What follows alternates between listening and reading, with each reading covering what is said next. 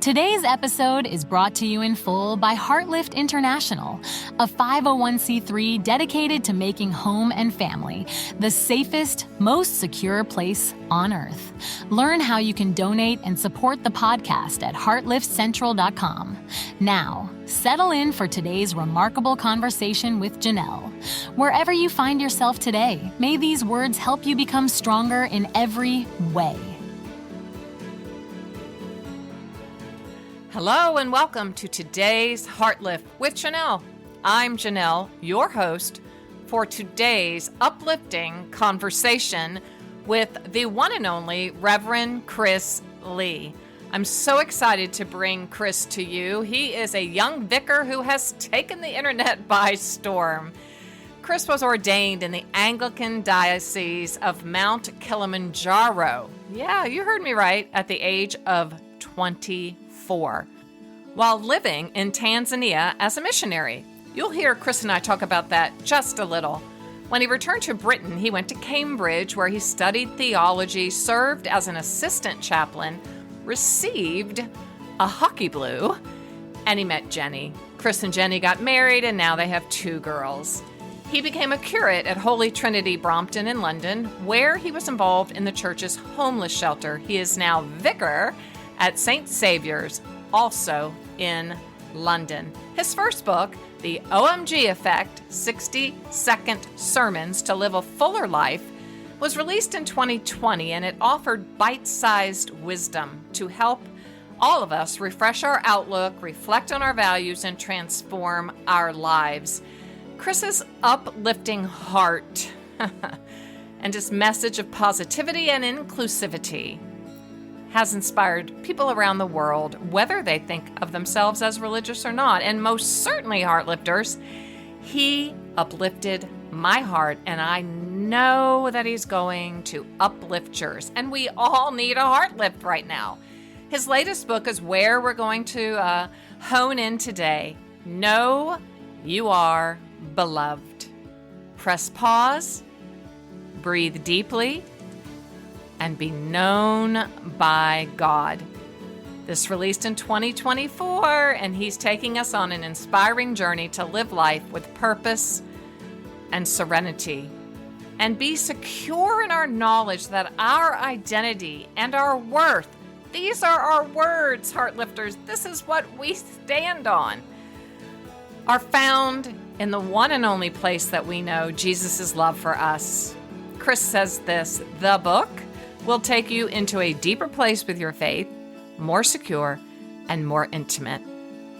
As a grand follower of PBS Masterpiece and the show Grantchester, oh my goodness, it was such a privilege, such a joy, and such an honor to meet an actual vicar. And Chris, he's just going to bring your heart some strong, strong joy. Are you ready for it? Please help me welcome Chris to the show. So I would like to welcome you, Chris Lee, Reverend Chris Lee, Vicar Chris Lee. What do I call you, Chris? Yeah, you can call me Chris, but sometimes people online call me Rev Chris, but just Chris. Rev Chris 7, yes. Rev Chris 7, there you exactly. Go. 350 million hits on YouTube. So you absolutely have been given an enlarged space. I would be, what's the word? Use scripture words, right? The prayer of Jabez. The expansion of one's tent. Expansion of your capacity. And then I'll use publishing words. Platform. Influence. Influencer, all of these things. Yes. And you said to me, let's just take all of that with a grain of salt. Sure. You know? So I do wonder, though, as someone who started as a missionary, got ordained at Mount Kilimanjaro, which is epic. Indeed. I've just actually returned from there 2 days ago. No. Yeah. Oh, you're just jet lagging. Oh, my. Yeah. Just got back from climbing it again, actually, Mount Kilimanjaro. No. Oh, do tell. Sorry. So we're getting off to a... No, it's okay. I've got to know. Yeah. I did want to talk about calling because you say, there are signposts to your calling. Yeah. Well, let's just go there. Let's just transfer there. because you were Okay. 24 visiting Tanzania, blah, blah, blah. Okay. So do you want me to go tell you the story of that, or tell you what I've just done in Africa and like Blend where? them both because I know you can. Okay, fine. Let's do this. So, I would say, well, first of all, I'd say at 20 years old, I was kind of struggling, like, who am I? What's life? I described myself as being on a bit of a, in the UK, I would call like a middle class conveyor belt. So I was in, a Oh, comfortable home. I was in a family that put me through private school, put me in, it goes private school, then it goes university, and then after university is get a job, get a house, a mortgage, and that's the conveyor belt. the conveyor belt. That's what I I call like it. that term a Um, lot. and and I just was like sitting on this, and I just didn't know who I was. I had made no decisions for my life, and I was a bit unhappy and searching. And then basically, a really good friend of mine dropped out of university and went to Tanzania to help on a small mission. And he, Oh, he he just spoke to me. He said, "Chris, you would love this. It's right up what your street. What kind of things that you love?" And because I was an adventurer, I was growing in faith at the time, love it. and I wanted to get out there. And so basically, that's what I did. I quit my job. I put my house on the market. I kind of rang home and Oh, said, you already had a house. yeah, I know. Well, I had a house when they were giving out mortgages like jelly babies here Yeah, in the UK. They were just like, "Oh, you want I one? Have do. one." Yeah. Yes, So yes. this was pre all the crash and whatever, which led to it. But Oh, yeah, yeah, they were giving out mortgages very simply. absolutely.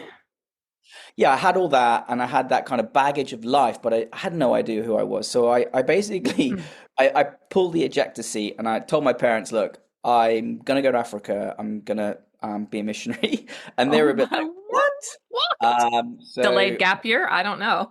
yeah, exactly. It was all that formational time of life, and um, I always think that in order to follow calling, you need courage. Mhm, You need to do something sometimes drastically to get out of where life mhm. has thrown you in order to get into something else. So, Yeah, I want to I come back to that because, yeah, sure. But yeah. so I just left. I put my house on the market for rent. I quit my Wow. job. I went to Africa, and it was there really that I came to know Christ as I know him today, as a personal relationship Mm, with Jesus. And then I fell in love out there with the people and the culture and mm, faith. And then while I was out there, I thought, well, what do I do? Am I going to be a long-term missionary? Am I going to do this? And mm. then I felt What the are my call. options? Yeah, so I decided to train out there. You Initially, I felt a thought, call. Can you yeah, just maybe expand just if you don't mind, like if I yeah, interrupt the flow of yeah, no, sure, please. So I felt like I don't know how to describe it other than it felt like Mhm. a bit of gravity, like God, this gravity within me, where everything was shifting towards this idea of me um, serving God, and it became like Mhm. a lens in which suddenly was placed upon me, and everything I was looking at was in relationship to, or what if I do this? What if I a long-term missionary? Well, what does that mean? What if I stay here and serve God in this way? What does that? And then it became kind of Wow. clear that my shift was kind of more towards God and more towards falling in love with Him and more towards me serving Him. And what did that then look like? Right. And how would I have a life sustained by serving God? And that led me to think more about ordination and becoming a pastor, a priest in the church. Wow. Did you Um, have spiritual guides, mentors? Well, funny enough, I had a bishop out there who was from Liverpool, who's a great guy, but he's one of these adventurer types. And I walked into his office, and he was sitting, kind of having a quiet time. And I said, "Oh, excuse me, Bishop, I've been thinking about maybe getting ordained." And he just closed his eyes and he sat back on his chair and took a breath. And he went, "You can start on Thursday," and that was it.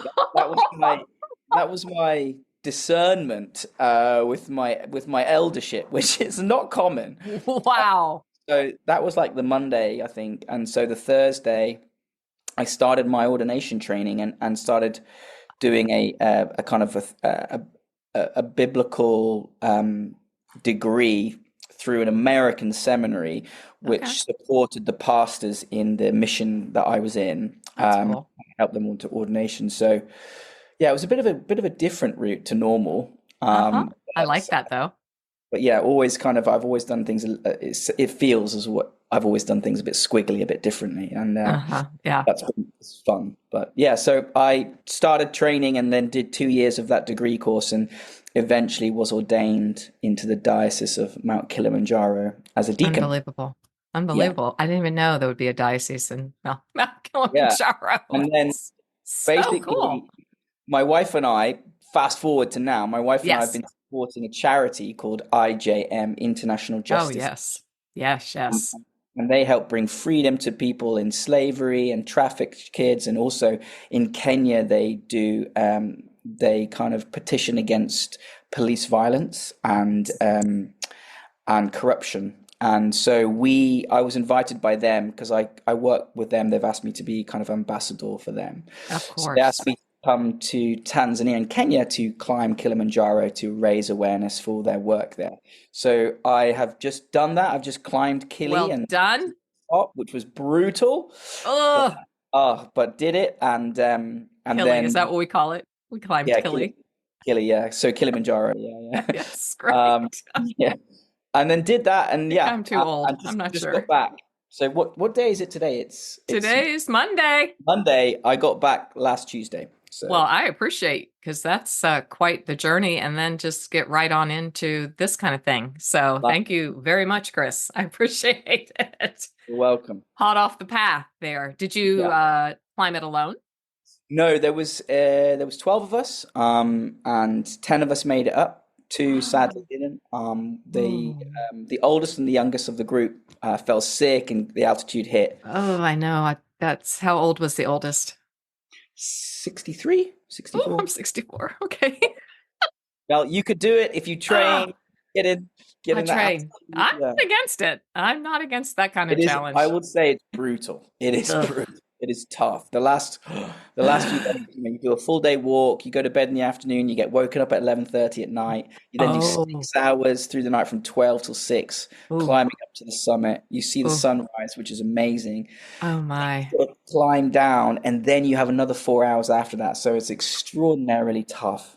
Wow. But it was brilliant. Series of sermons coming, I hope, or maybe a Yeah, possible my, next my book church or gets bored with me starting a story with when I was in Africa, you when know? I was in Africa. Yeah. Yes. I've been to Kenya. I love it. I absolutely adored it. It was I want to go back for sure.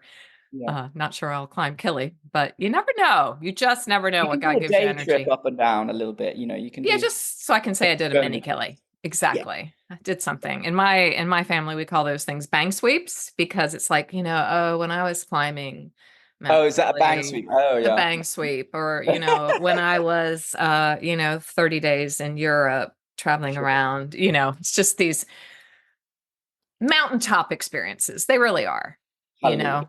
And Yeah. I just really would love to know what you learned on that hike up there. But I'm going to stay on topic with your new book, Know Yeah. You Are Beloved. Okay. Amen. Yeah. Thank you. Know you are beloved. Press pause, breathe deeply, and be known by God. Mm. You write, I pulled out for the sake of time, Yeah. because I would really like to go deep.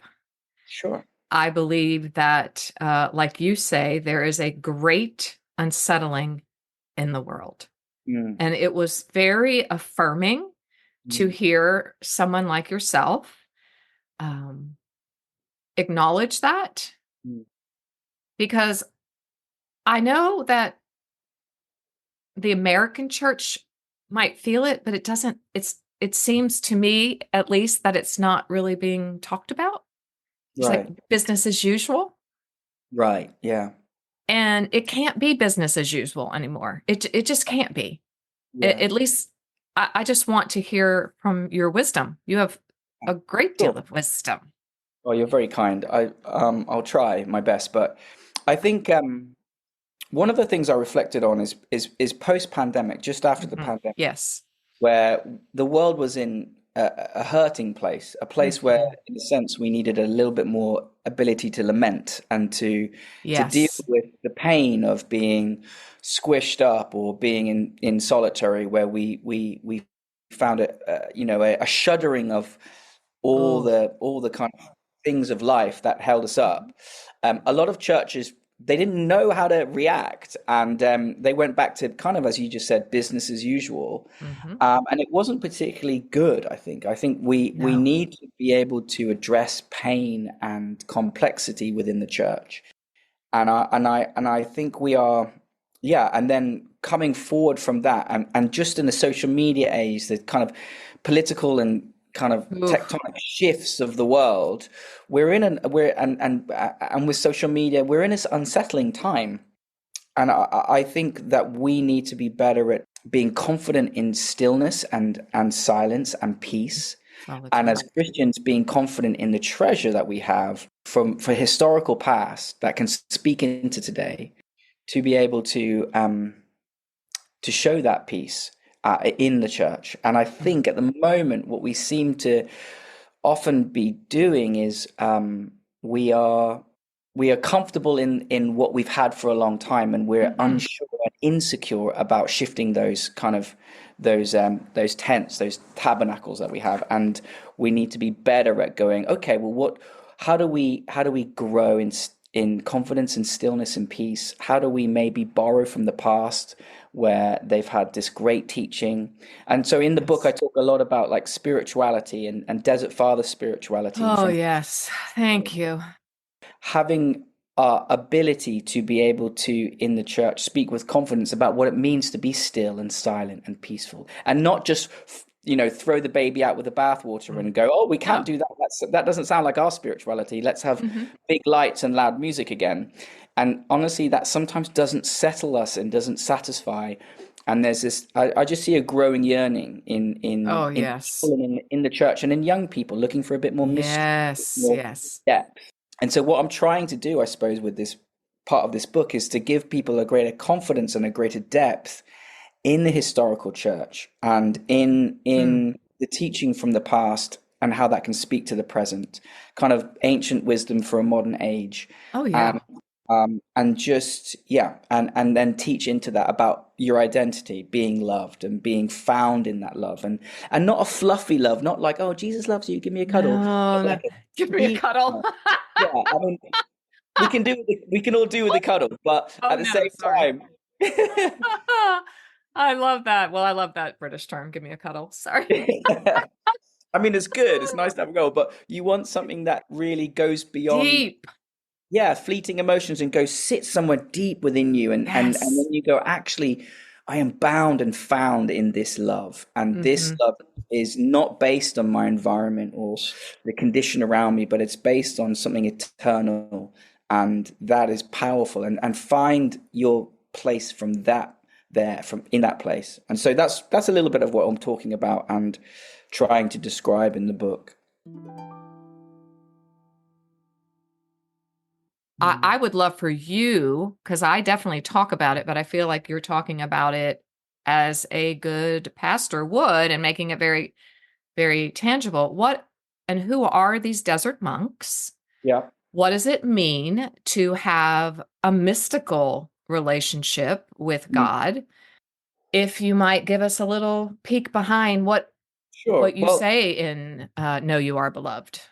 yeah, so just introducing a little bit, and I talk about this in the book. The Desert Fathers were fourth century kind of Christians, fourth, fifth century. And what happened is Constantine at the time was a Roman emperor, and Christianity up to this point was persecuted and was pushed down, and there was lots of martyrdoms. And then this Constantine figure rose up, became the emperor of the known world at the time, and he adopted Christianity, was famously baptized, and scholars argue whether he really was a Christian or he wasn't a Christian, whether it was a political move or whatever. It doesn't matter. The point is that Christianity then became the popular faith and started to spread very Thank powerfully. God. Yes. Yeah.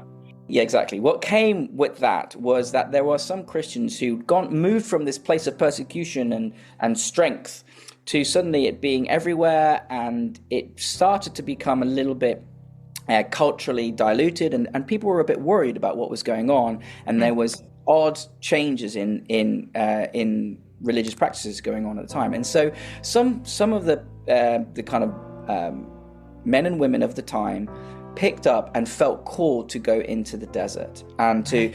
to spend time in solitude and silence and in prayer. And really, that's where the development of the monastic tradition developed.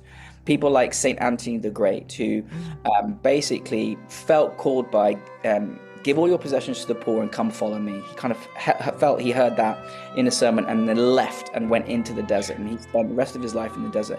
And it was in that desert place where there was a lot of trial, where there was a lot of conflict, inner conflict, turmoil against yourself and it's like the enemy, Satan, and the demonic forces in the spiritual realm, that they sat in these places of prayer and inner conflict and fought, and then became victorious through Christ and through these disciplines of prayer, fasting, stillness, of contemplation with the Lord. And then from that arose the monasteries, but also from that arose great traditions of wisdom teaching and of conflict, and how to deal with these issues and those issues, and how to come back to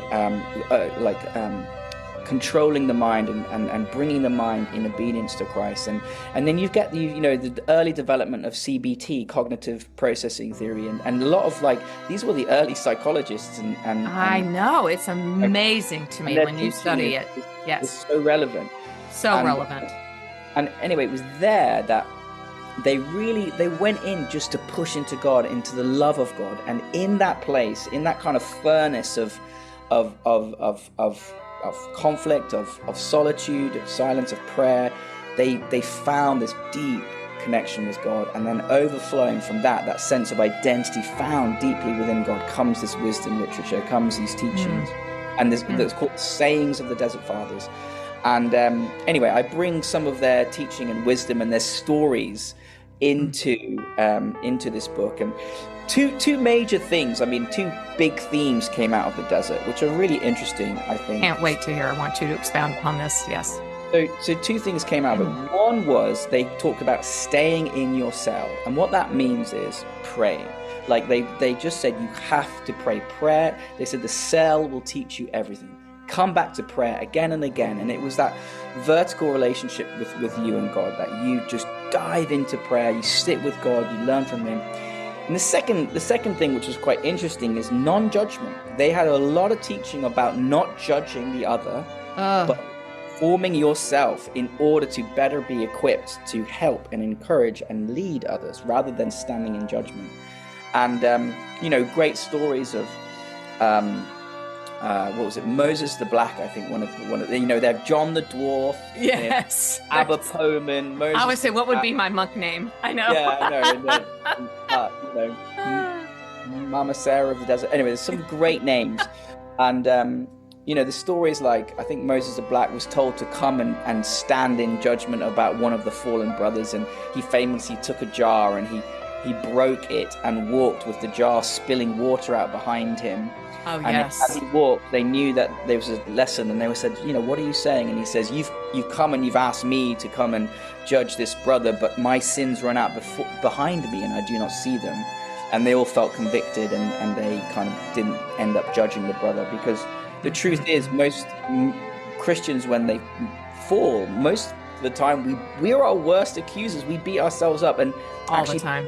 Love and encouragement and support rather than condemnation and judgment by finger pointing, like you just did with your body. Yeah. So I love their teaching. I love their wisdom. I love their passion. Just all for God, all for in. It. Stay in. All in, absolutely all in. And at the great cost, though, right, Chris? I mean, there was, okay. The asceticism that they went through was next level. Yeah. Next level.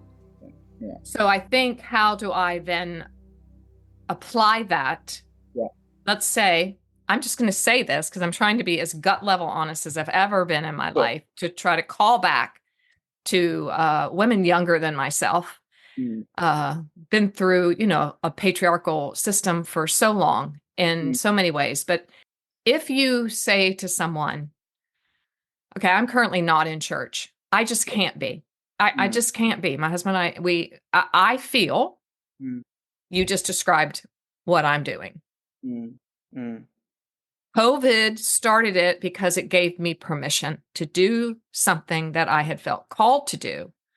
And that was to go away. Right. If you were to say, I'm going to go away to the desert now, Mm, and you just said, we can't get that kind of depth or what I'm after, mm, wisdom, mm, maternal wisdom, mm. matriarchal wisdom in the very, very, very, very busy churches in my community. Yeah. There, I said it. Well, firstly, I'm sorry Ah, if you I can't. confess to my Vika. Yeah. It isn't judgment. I'm not judging. It really isn't. It's just, it is not healthy for me. It's almost like a toxic relationship. It's not like, it is a toxic relationship. And that might be my problem. That's what I'm searching. Is it my problem? Sure. But, on Easter Sunday, we go to church Mm, gladly. mm, And there are people in the parking lot with signs, mm. honk for Jesus. Okay. Honk for Jesus. Wow. Okay. Honk, lots of them. It looked like a picket line. And I was like, oh, wow, I wonder who's picketing this church Mm. on Easter Sunday morning. And then as we got closer, I was like, oh, wow, okay. Well, as we say here in the South, bless their hearts, Yeah. which is Sure. not a nice thing. Um, I'm just trying to wrap my head around it, and putting a lot of weight on you, I guess, to speak into it. But Yeah. mhm, I would say, I would say the church has failed when people feel they can't have a place there. And a church, isn't an exam we pass, and it's a family that we should join, that's full of love and grace, where the Father invites us to the table, where we get messy and we get yes. things wrong, and there should be grace for us. It's not you know, always look smart, be the part, and make sure you pass the tests. It should be, the family meal table, which can in itself be quite chaotic at times, Oh, but Lord, yes. you're always Yes. welcome. I mean, certainly my family times at the table is very loud and Yes. Irish and colorful language, and everything's talked about. Well, I would But love to sit at that table. we go to a restaurant and everyone just goes quiet around us because my family just takes over, and it's quite I belong embarrassing. there. I'm very loud. But anyway, but yeah, so I would say that the church fails when it loses its sense of identity. I would say Mm. I would encourage people to find a community, a church, or Yes. a home group, or Desperate. somewhere where you can gather. I think it's so powerful. I think Yes. these monks, these guys, they went out into the desert and they ended up turning the desert into cities because people came out searching for them. But Oh, and they ended, in finding God in the solitude, they ended up building discovering, community. building communities. You can't help it. I mean, Yeah. I consider myself a leader, a thought leader in the American church, well, church at large, I hope, Mm, and I can't live without it for sure for mm, any length of time.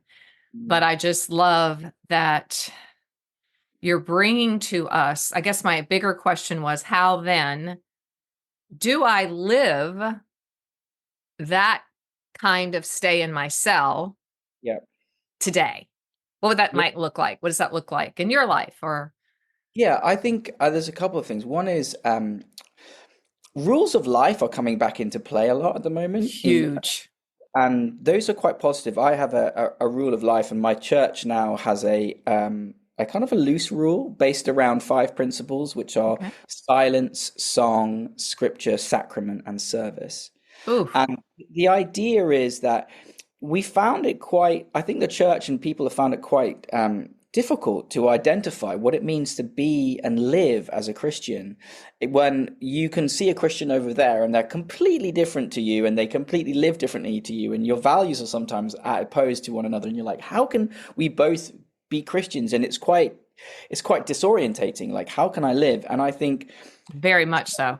churches and communities are developing these ideas of living by rules to help us, what I would call, erect a spiritual scaffolding around you I like that it. allows you to get into the nuts and bolts of your daily life, the way you look at things or see things, Hmm. and allow you to shift a mechanism around you that go, oh, this is how I choose, or I want to choose to regard my money, regard my neighbors, regard my home life, regard my family.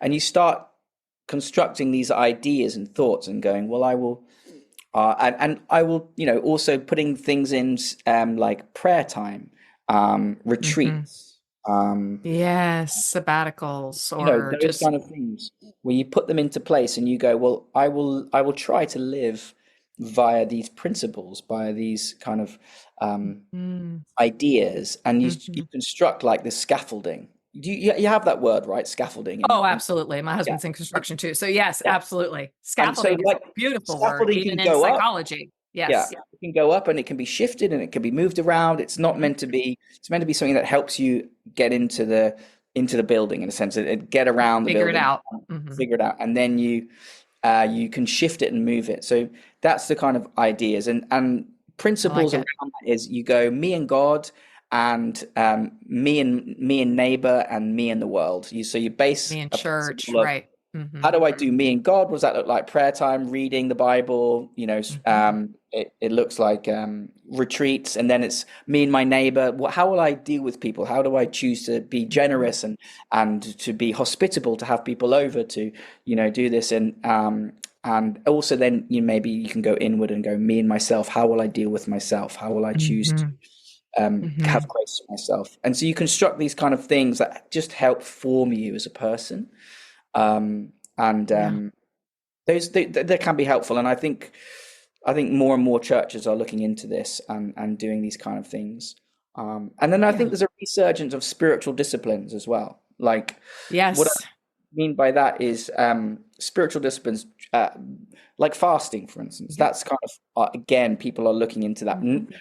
Not just the health benefits, but the spiritual benefits. And Correct. the tradition of where fasting comes from, and the Hmm. fact that it used to be a really common practice in the Hmm. church for It did. centuries, Hmm.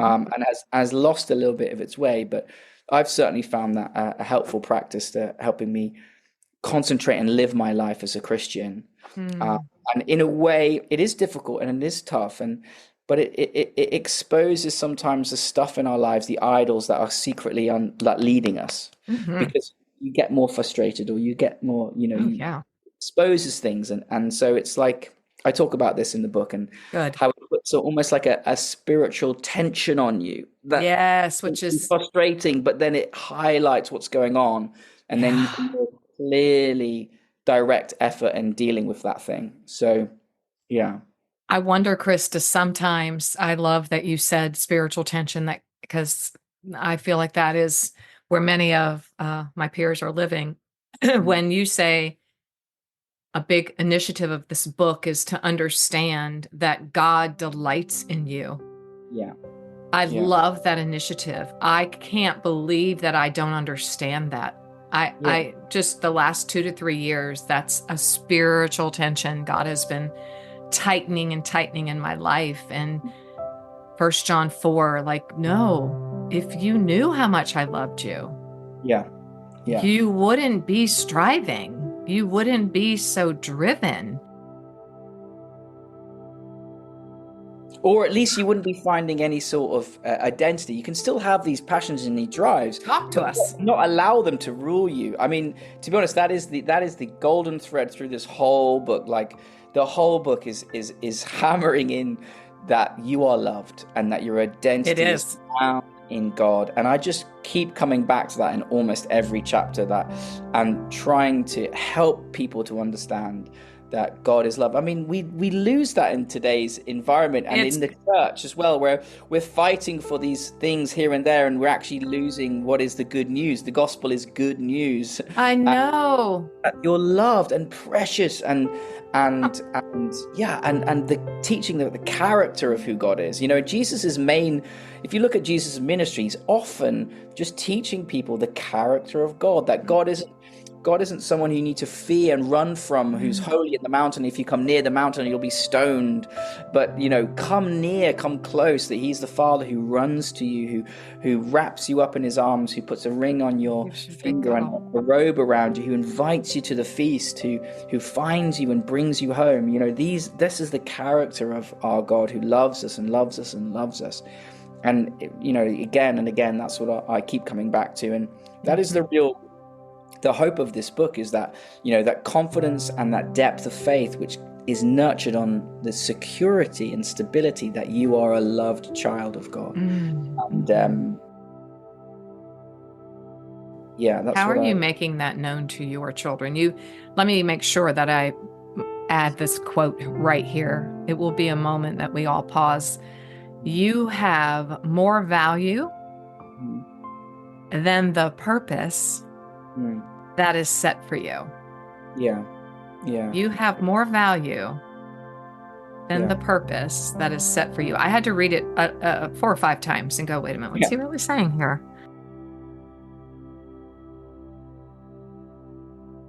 I have more value? But God put the purpose in me. This is where my tension is. Okay, if you put all this in me, did you put all this in me? God. And I know that my Heartlifters are sitting, hopefully, in their beautiful sacred space they've created to be alone with God after this season on the podcast. But, that's even a tension sentence. It's a great sentence, by the way. Thank you. Thank you. So good. Yeah, I mean, this comes back to a little bit of identity, like where we find our identity. Is it in what we are called to do or have or own? Yes.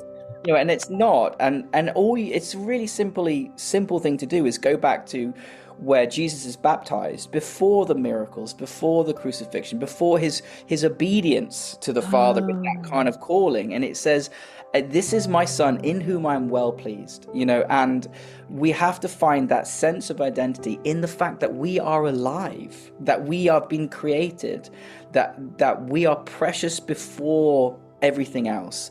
And if we can hold that I am loved because I'm alive, and the fact that I'm alive is a signpost to the fact that I'm loved, that God sustains my breath and everything. We are greater than our purpose. We are greater than our calling. If you miss your calling, you're still precious and loved, and we're greater than our potential. That sometimes that's it. That's a big one. Yeah, and if you look at the ministry of Jesus, it wasn't his potential in the sense that we saw fulfilled. It was an obedience to a calling that we saw fulfilled. He was the Son of God and was miraculous and powerful, and he died alone, naked on a cross, despised. That wasn't living up to potential, purpose, but he's loved beyond that and deeper than that. And actually, it was him knowing that love that allowed him to fulfill all the other things that were, in a sense, required. Yes. Is that why you think it was one of his primary reasons, perhaps, for always checking in, going away, aligning himself? Was it to go, okay, I feel like maybe the love has been beaten out of me, or I don't know. I just think, I know it said, oh, we went away to a quiet place, but I've been digging deeper into that personally, and I'm thinking, was it perhaps to just know, I'm just so loved. I need a cuddle. Yeah. I need assurance. Yeah. You write that understanding your calling, feeling your calling can feel like thunder. So then I'm like, okay, Chris, reconcile that for me, that it feels like thunder. I gotta go out and do and da-da-da-da.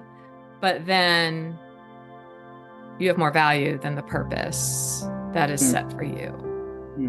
So I just want to really close and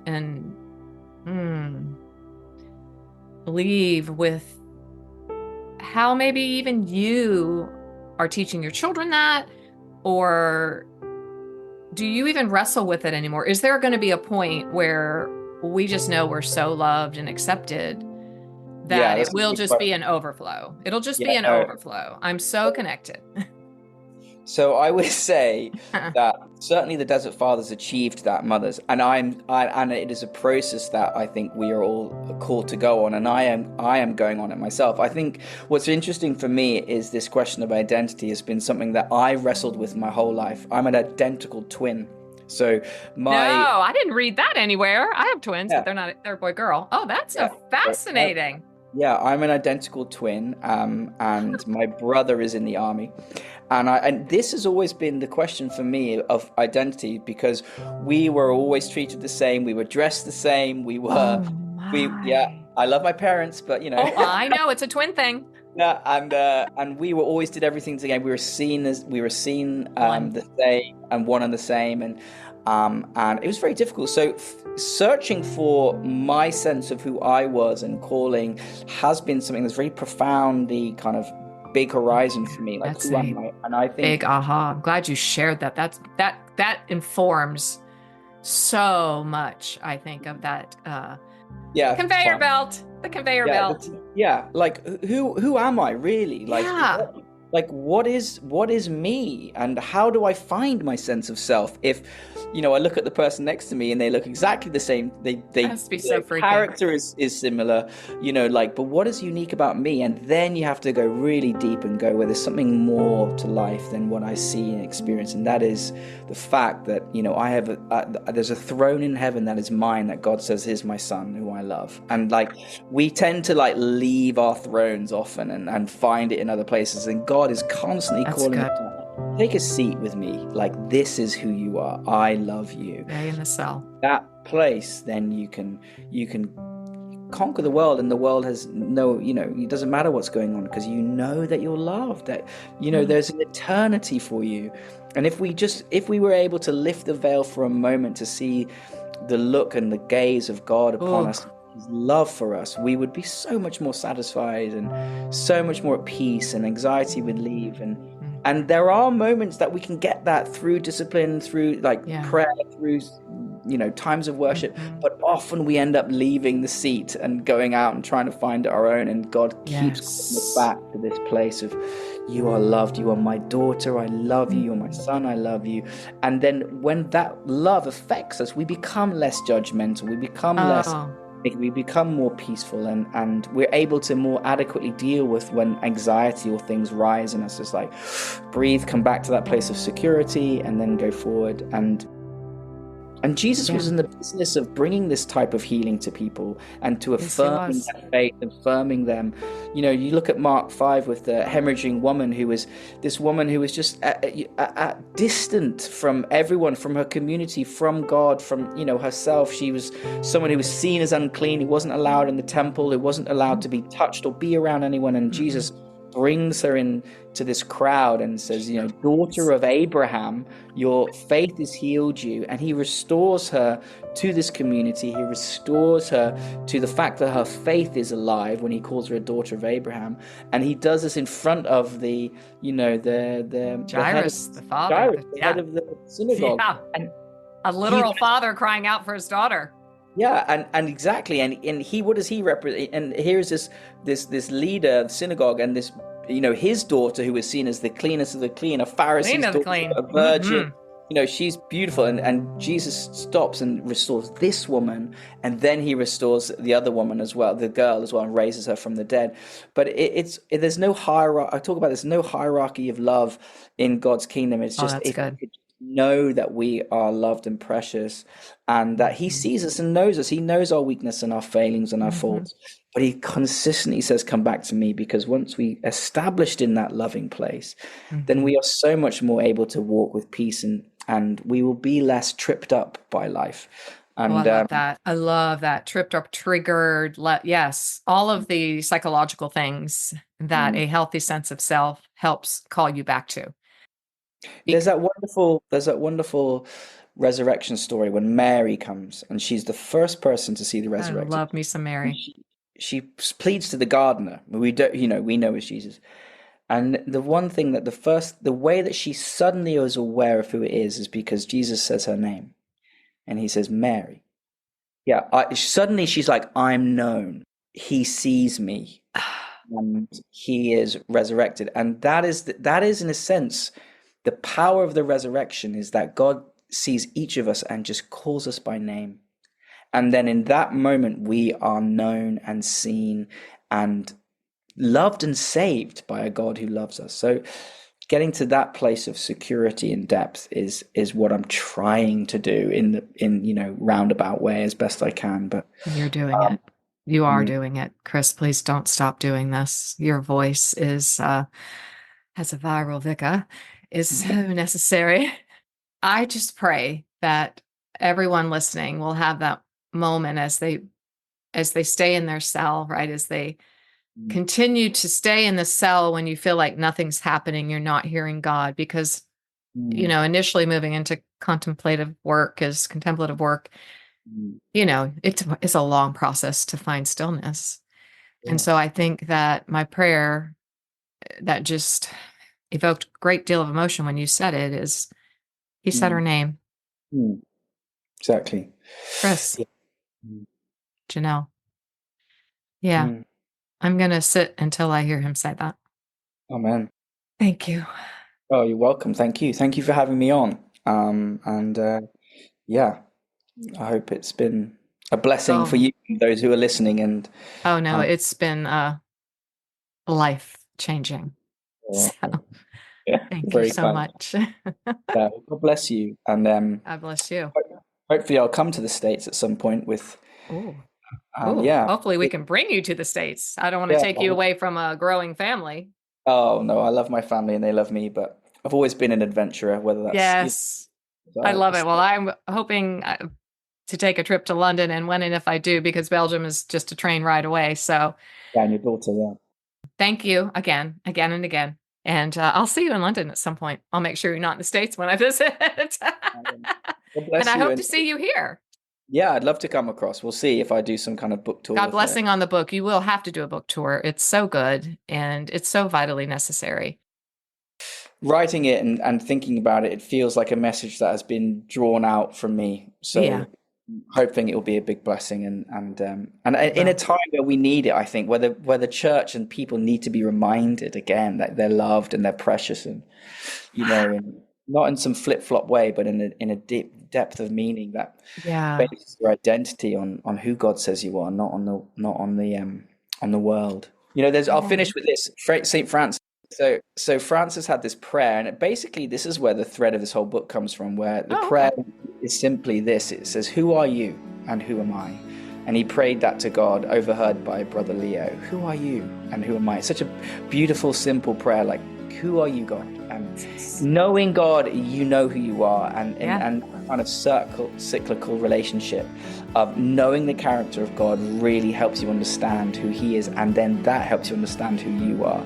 And the book is all around that, like knowing God and knowing yourself. So cannot be in my hands soon enough. So all right. Thank you. Bless. Go have the wonderful rest of your afternoon. I will. Have a great day. Thank you. Thanks for listening today. Please meet Janelle over at Heartlift Central on Substack at Heartlift Central, where we can keep this remarkable conversation going. Please share today's episode with a friend and invite them to become stronger every day.